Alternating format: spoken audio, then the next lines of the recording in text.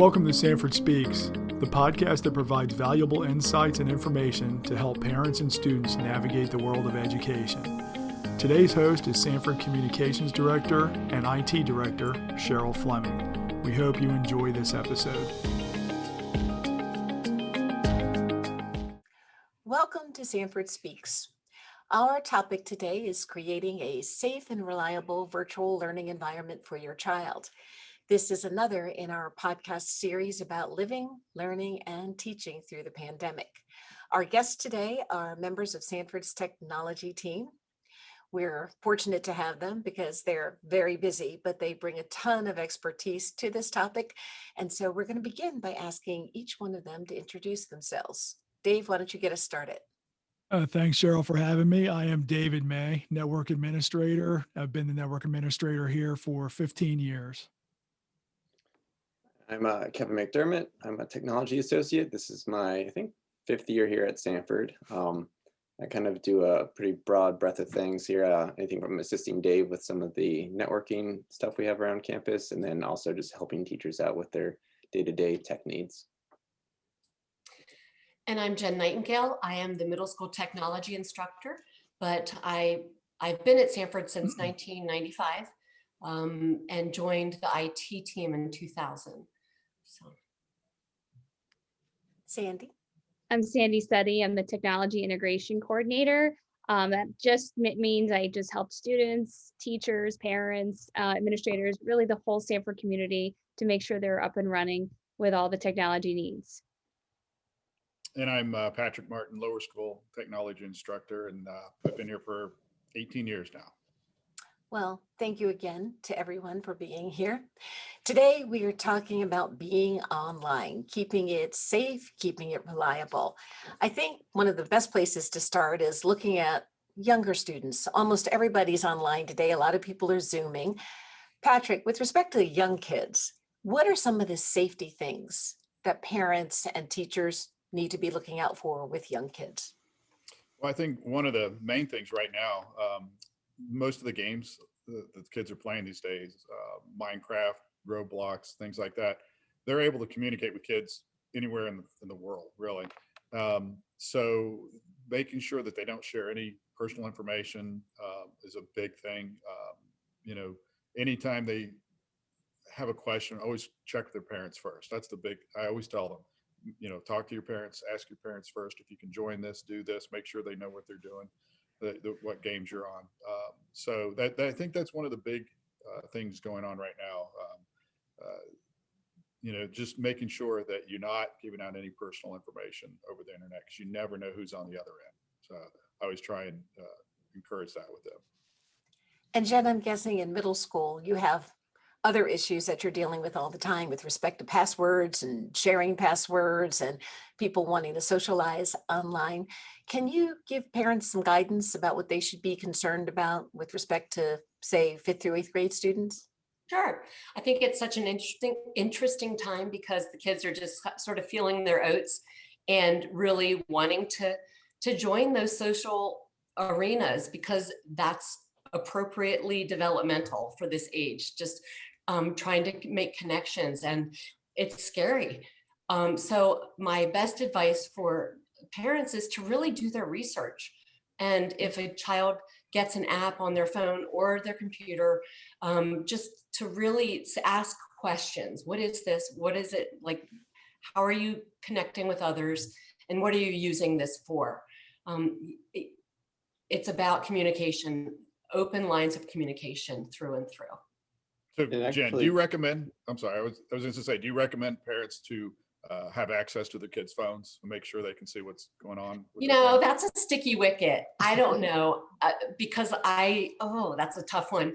I believe in privacy, but at the same time, you're paying the bills and you want to keep your children safe. So it's up to the parent, obviously. However, yes, they can definitely check in. I do recommend that unless that bothers you. Sandy, you can speak a little bit from a parent perspective as well as being an educator. What are your thoughts about that? As a parent, I do have 2 teenage boys, and they know that I have access to their devices. I have their passwords, and periodically you just need to check in, just to make sure that they're not spending time or doing things that they shouldn't. As when you go into their room, you don't let them shut their rooms because you never know how messy it will be. So I think it's just part of being a parent, making sure that you do sometimes cross some boundaries, but you also need to teach them so that they know what's right from wrong and to correct them if they make mistakes because they will make them. And Kevin, I think you were about to jump in and say something a couple minutes ago.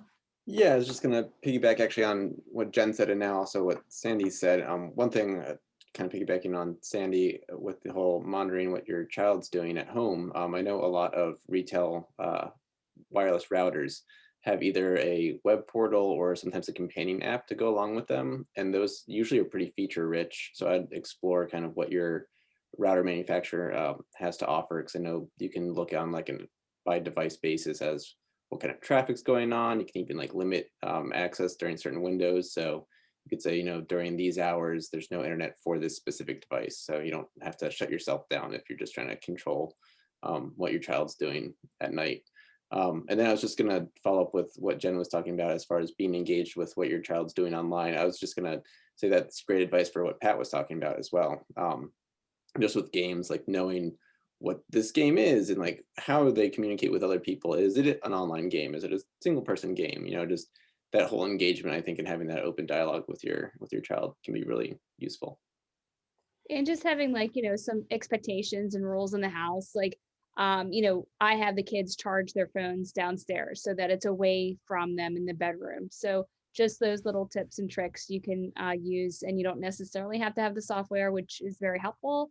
I just have them bring it down to downstairs. For overnight, you mean charge overnight downstairs? Yeah. Yeah. I think Yeah, another. yeah, go ahead, Dave. Oh no, I was going to say I think another good program I actually use at home. My nephew lives with me. Is OpenDNS.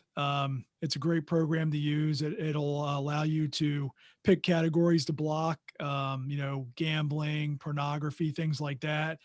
You can just have that running so that anyone on your network at home is affected by that when they're surfing the internet. So it doesn't so you don't maybe have to look at everyone's at your kids' devices so much. If you use that, it does a pretty good job of blocking things. Dave, is that something that runs on the kid's computer, or is that on the router, or what is OpenDNS? OpenDNS is a program, and basically what you do is you set up your Verizon, Comcast, whatever you're using. You set up your IP address in the portal that you sign up for a free account. Just put your IP address for your Verizon or Comcast or whoever your provider is in there, and it filters your traffic from that address, so that when you try to go to some of these sites that might be blocked, it will get blocked. Just gives you an open DNS return instead of the website that you're trying to get to. So let's talk a little bit about passwords. I know some people, friends of mine who talk about passwords, use the same password all the time for everything. Are there some password safety tips you could share with our viewers and listeners? I forget who told this to me. I think it was somebody on this call. But I know ideally you want to be using a different password for every single thing that you're using. But I know feasibly that's not always possible for a lot of people, myself included. So I've really I have a kind of a root that I use, and then that root will change depending on what account I'm using, and that change will be specific to the account. So if it's my bank account, it'll be my root, and then something that I know identifies my bank account, and it's something that I could kind of easily remember. So that way you don't have to worry about remembering this huge 12-character thing. You can just always have your root. Hopefully it checks all the boxes that most sites need. Sometimes some will throw you for a loop, but I've always found that really helpful. Kevin, you taught me that. I remember like a year ago, and that has been my saving grace. Yeah, it makes things easier. Plus is a way to go. I love it. There are also programs and such for that. I was talking about OpenDNS. There's I've used a number of these over the years. Right now I'm using something called Every Key. So when I do put my passwords in, it remembers them, and it's a little device. So if I walk away from my computer, it automatically logs my computer or locks it. And if I go to a website, it will, it'll offer to enter the information for me. So I can use a bunch of really weird passwords, suggest, caps, lowercase, characters, numbers, and I could pick the weirdest, strangest passwords. And whenever I go to those sites, the Every Key will log it in for me. There's also 1Password, Dashlane, a lot of things you can use both on your phone and your computers that you're using to help you with your passwords. So you don't have them stuck all over your monitor or under your keyboard or things like that. So. I know a lot of the sites I go to these days offer two-step authentication. Can somebody talk about that and what some of the advantages of using two-step authentication are for folks out there? Sure, I can chime in. And so yeah, two-step or two-factor authentication is actually a really, really useful thing. In addition to having a secure password, it's an extra step of verification that the site that you're using uses. So in addition to your password, it's either going to text you a code, give you a phone call, send you an email kind of thing. And it's just that one extra layer so even if somebody were to be able to get your password or guess your password, they would also then need to access this second device or the second, tool essentially to sign in as you. And on top of that, it actually kind of doubles as an alert system. Like if you get a unsolicited, verification code from one of these sites, you might want to then go in and preemptively change your password just because you know that somebody might have been trying to log into your account without you knowing. And I know a lot of people kind of balk at the idea of having to get this code every single time that you sign in, but with a lot of sites, if you're using the same computer over and over, you can actually have it remember that one computer, but it will still send you that code if somebody else outside of your personal device would be trying to get in. So it's not as bad as it sounds. Well, I know everybody here's online. Everybody here today is online a lot, but I think there's some people out there, parents included, who might not be online a lot. And Patrick was talking about not sharing personal email and personal information, rather, not email. What kind of tips can you offer so that people know when they're engaging with a secure site? I think on most browsers, Safari, Chrome, Firefox, a couple of other ones. Whenever you go to a website, if you look at the address bar on the top where the URL is, there's usually a padlock of some type so that you know you're at a secure place.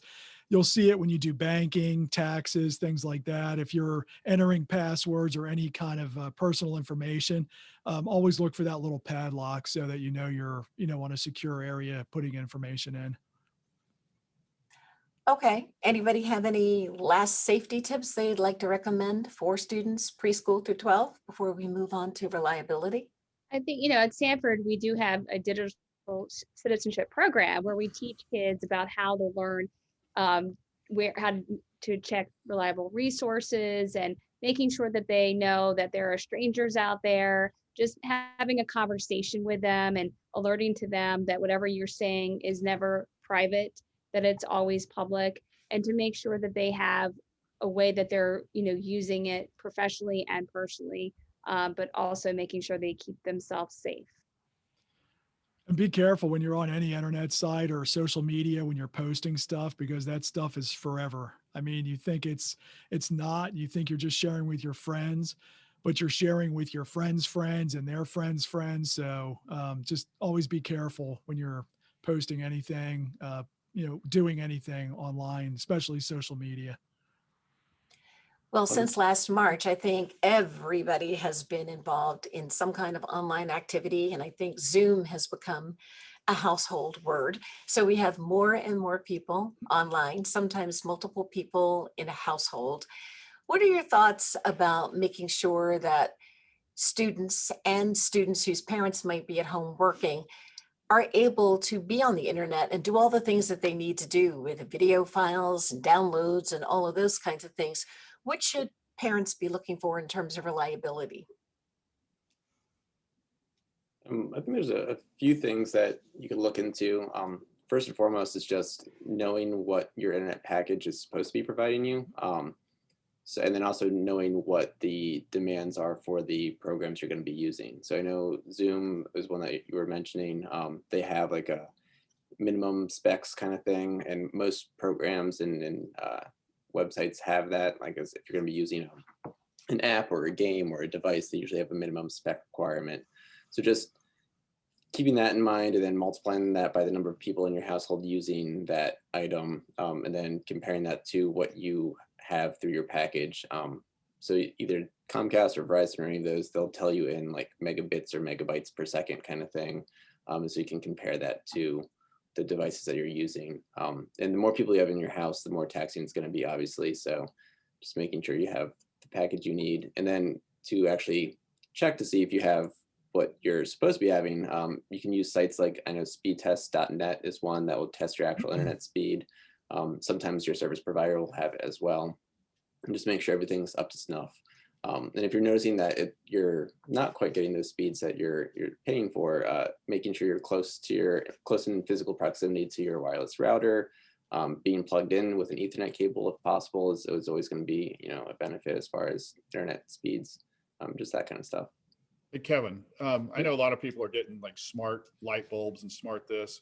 Did those slow your internet down as well? So if you got a bunch of bulbs going, or does that? I mean, it's another device on your network, so it is going to have some kind of network traffic. I think those it's pretty small amounts of traffic we're talking about, but I mean, every little bit, if you're already kind of eking by with what you got, every little bit's gonna, pull you down a little bit. So you can view it as just one big kind of pie that you're taking little slices out of every time you hook up a device to. So.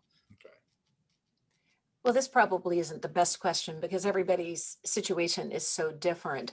But I know we have lots of students now who are doing virtual meetings. In terms of audio quality and video quality and those kind of things, are there some best practices you can recommend for families? I know some schools give the kids devices, some schools don't, and families have to go out and make purchases perhaps. But if there were a top 5 or a top 10 list of things that parents should be considering when setting up a virtual environment for their kids, what would those things be? I mean, if you had your druthers and could do, the best setup possible, I'd always say that getting a USB microphone and camera would be beneficial than almost any device's built-in camera and microphone. For the longest time, especially pre-COVID, most laptop manufacturers kind of thought of webcams as like an afterthought. So they'd use the same kind of old webcam in every single device that came out because that wasn't the big flagship thing that people cared about. They always want, the latest processor or the most RAM, that kind of thing. Nobody was really, before now, pining after the best webcam. So usually, generally speaking, the USB plug-in webcams are a bit better quality, same with the microphones. Yeah, I think also, especially if you're in a room with more than one person, headphones or earbuds are a huge thing. A lot of them have microphones in them, but that's a big thing to have, just to cancel noise from outside and help you while you're trying to hear or learn something. And because the microphone might be closer to you, the teachers are able to hear you better, and your classmates are able to hear you better. Also, to go back to what Kevin was talking about, getting close to your router. Dave, hang on. Before Yeah, you sure. go any further, for those Yeah. people out there who don't know, Yeah. will you talk a little bit about what a router is? Oh yeah, sure. There's switches and routers. So most everybody has a router from their ISP, Comcast, Verizon, that carries your traffic from your house out to the internet. It does all your address translations through DNS and all that. So all your traffic goes through that router. It assigns internal IP addresses for all your machines, your phones, and everything that are private. So you can't get to them from outside, but it does do all the routing for you to the internet. So not to be too overly nerdy about it, but if you are, when you do have a lot of people on the internet at once, and it does take up some of your bandwidth, and we did it just the other day here for one of our employees who was having some troubles.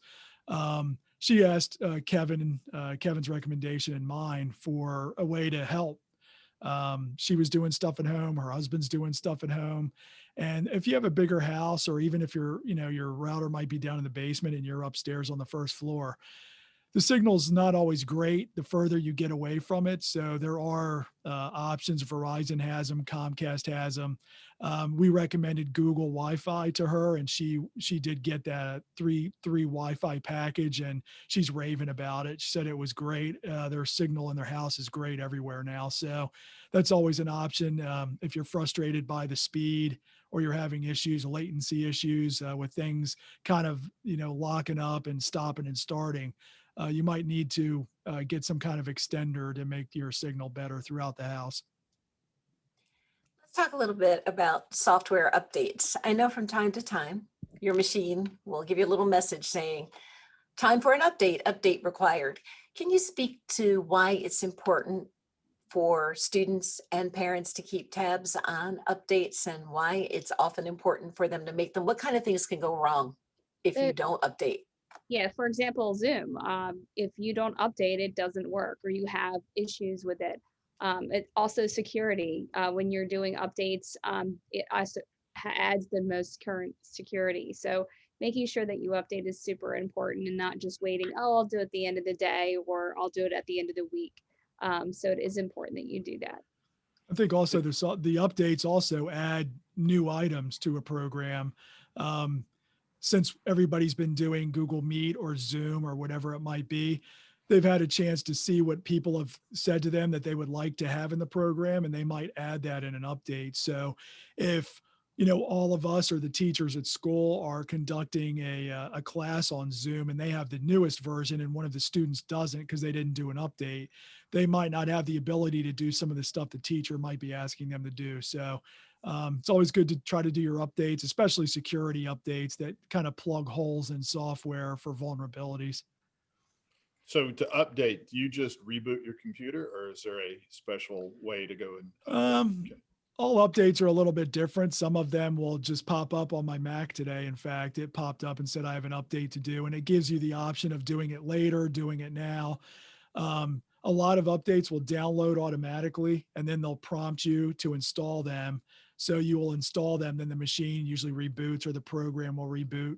I know Kevin's got some other updates that he's worked with too, but most of the time they'll auto download. A lot of times it'll say, hey, there's an update, you need to download it, then install it. So most of the time it doesn't just download and install without you, kind of intervening in one way or the other. Mm-hmm. Yeah, I mean, I know with Windows in the start menu in settings, it's where you'd go to check for updates there. And for Mac, it's in the system preferences. For like the actual system updates, app updates would be from the App Store usually. But usually if you're having trouble finding where to update it, one place that I always try to look first is in the like about section of a lot of programs. So some programs will, say about, and then if you click on that, you can usually find updates. Like I know that's where Chrome's updates live and things like that. Mm-hmm. Well, I'm excited that we're presenting all this information, but I'm guessing, especially since we have some digital citizenship courses and things like that you mentioned, what kind of resources are out there for parents who say, I'd really like to learn more in terms of safety, reliability, or other tech-related issues? What resources could you recommend? Common Sense Media is an outstanding website that really puts it into parent understanding, and doesn't get geeky on you, but it tells you the information in a thorough way. So that's a go-to one. Yeah, that's one I always recommend. It will review games, apps, movies, everything for parents.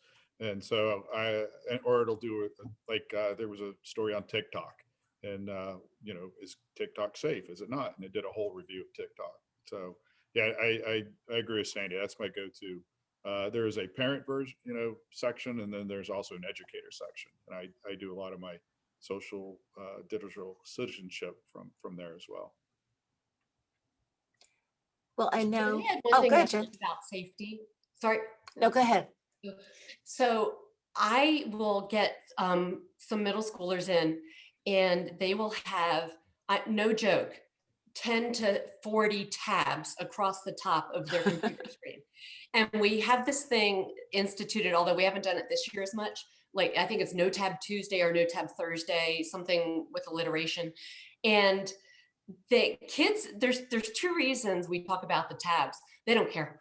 But one is the resources of the computer. You've got all these tabs open. And so that's a huge thing when you're at home. If you peek over your child's shoulder, look to see how many tabs. Are there a lot of tabs? Hey, can we close some of those? There's a way to group them as well, which is a different lesson, but you can group them all into one set, which is a very good skill set.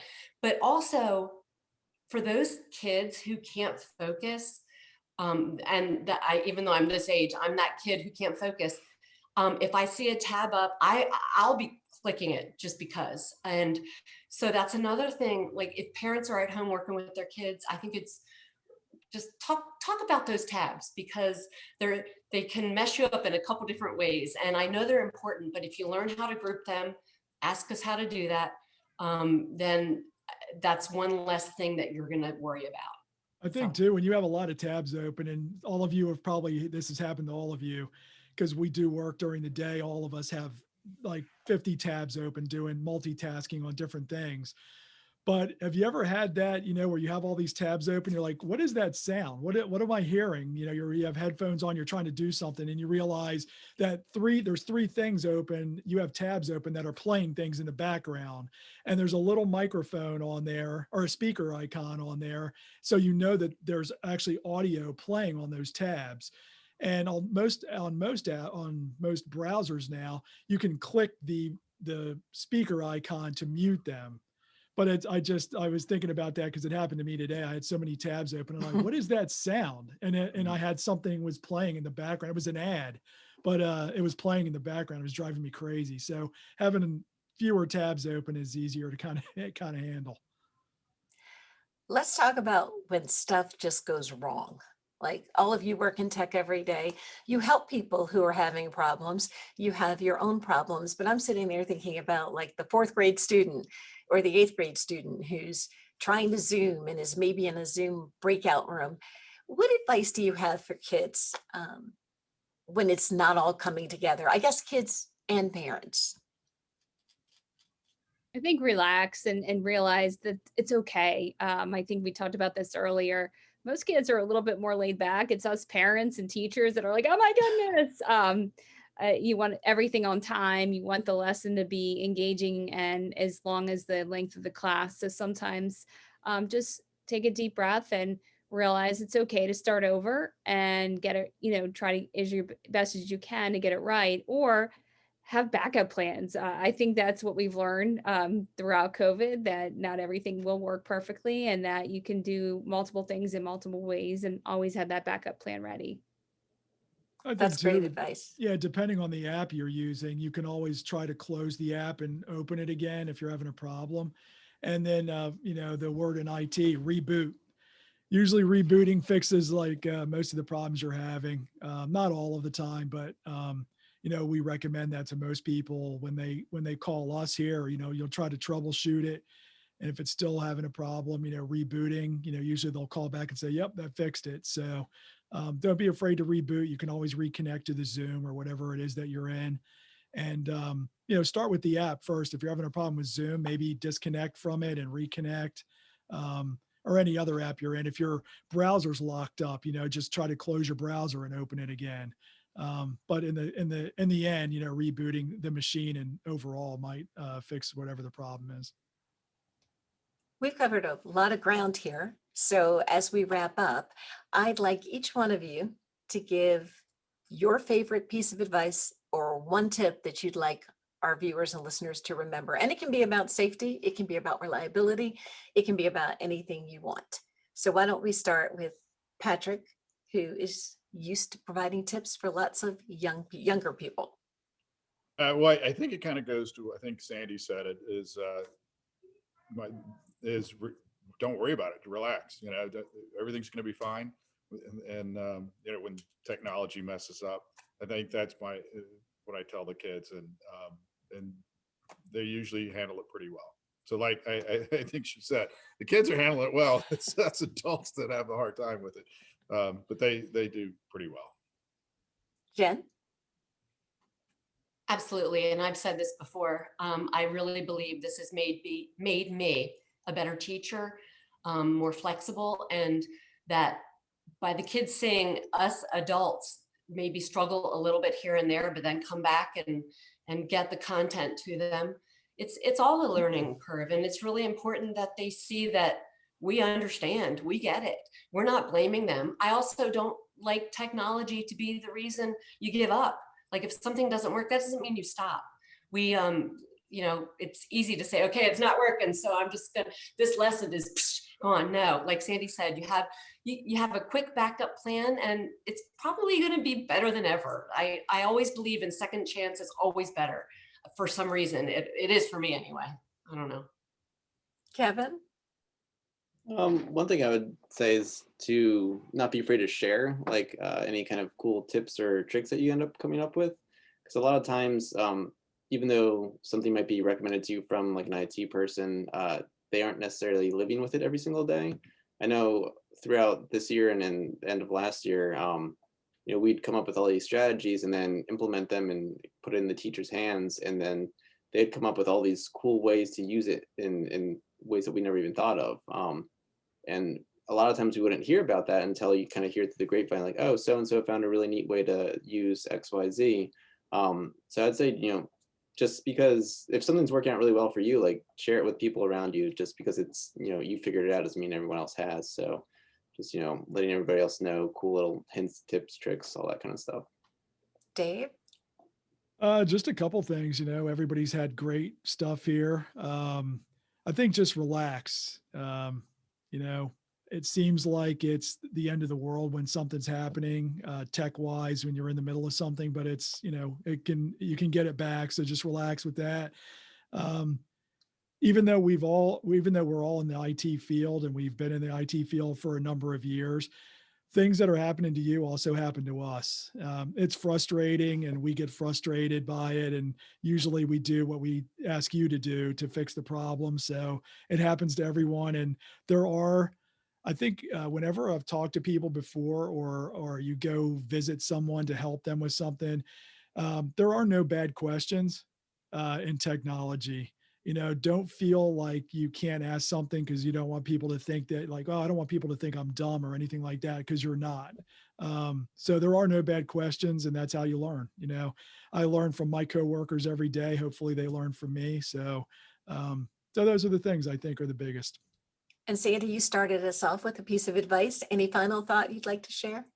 Be patient and work together as a team, and everything will work out. And that's how we get through not just life in general, and just keeping that in mind, even when you're using technology. Well, to all of you, 1,000 thank yous for all the great advice you shared about safety and reliability, particularly for kids, because this is an issue that's important to everyone. You have certainly contributed to our living, teaching, and learning during the pandemic series, and I hope you'll come back and be on our podcast again. Thank you. Thanks.